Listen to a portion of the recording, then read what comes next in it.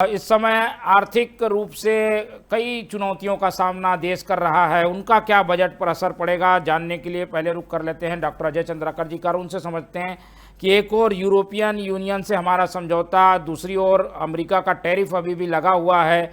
उन सब के बीच इस बार का जो बजट है वो कितनी चुनौतियों के बीच मोदी जी पेश कर रहे हैं, उनकी सरकार किस तरीके से मैनेज कर रही है चीज़ों को कि बजट काफ़ी बड़ा बेहतर होगा या फिर कुछ चुनौतियों से भरा हुआ होगा।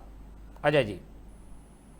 देखिए मोहन जी, आर्थिक सर्वेक्षण जो आया, आर्थिक सर्वेक्षण एक सकारात्मक वाइब्रेशन तो बना करके चला गया, जिसमें 7.4% रियल जीडीपी की बात हुई।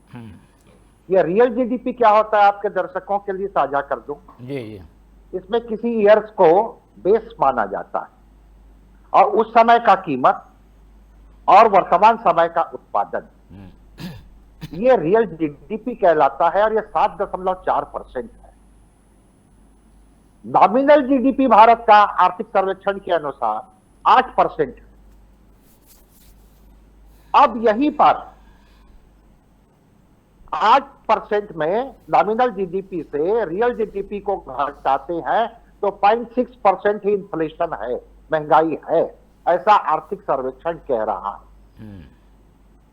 इंटरनेशनल ये पोजीशन में डॉलर से क्या कंपेयर है उसमें भी नहीं था। आर्थिक सर्वेक्षण में सरकार सबसे बड़ा गिफ्ट ये दे रही और लगातार कई वर्षों से दे रही मोहन जी, वो है कैपेक्स, मतलब पूंजीगत व्यय सरकार खर्च कर रही है। और यही यह अपील किया गया है कि प्राइवेट सेक्टर भी इन्वेस्ट करे। साथ ही साथ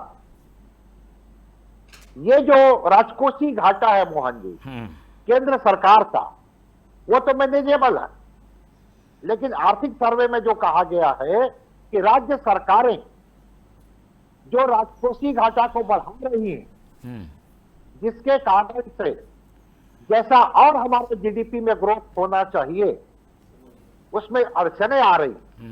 इसका मतलब है कि केंद्र सरकार से ज्यादा राज्य सरकारों के द्वारा लोन लिया जा रहा, जिसके और लोन को चुकाने के लिए लोन, ये आर्थिक सर्वेक्षण में कहा गया। अब इसको हम दूसरे एंगल से ले, जैसा राजीव जी बहुत सुंदर एक सेंटेंस बोले थे, वो करंट घाटा जो हमारा बढ़ रहा है, आयात और निर्यात शब्द का प्रयोग किए, तो यहां पर इस तरह से रुपया का अवमूल्यन हो रहा है, वो चिंता का विषय है। और सीतारमण जी के लिए सबसे बड़ी चैलेंज यही है कि रुपया जब गिरेगा तो टर्म अभी तो नहीं, लेकिन ये 6.5% गिर गया, मिडिल टर्म्स में इसके कारण से इन्फ्लेशन बढ़ सकती है और इन्फ्लेशन बढ़ेगी वो एक समस्या आएगी।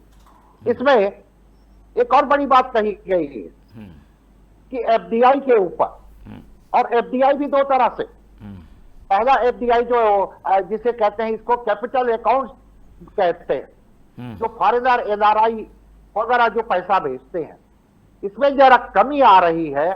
इसके ऊपर सरकार क्या अपना मेक इन इंडिया को ज्यादा महत्व देगी, जिसके कारण से यहां ब्यूरोक्रेसी जो रुकावट बन रही है, जिसमें यह भी कहा गया है कि वे कौन लोग हैं जो परमिट कर देते हैं, अप्रूवल दे देते हैं, हम जो अपना गुड्स पर्टिकुलर खास तौर से कमोडिटी जो बाहर भेजते हैं और वो विदेश में रिजेक्ट हो जाता है, तो यहाँ जो महीन भ्रष्टाचार है, इसके ऊपर आफ्टर भारत सरकार का जो बजट है वो कैपेक्स सबसे महत्वपूर्ण है।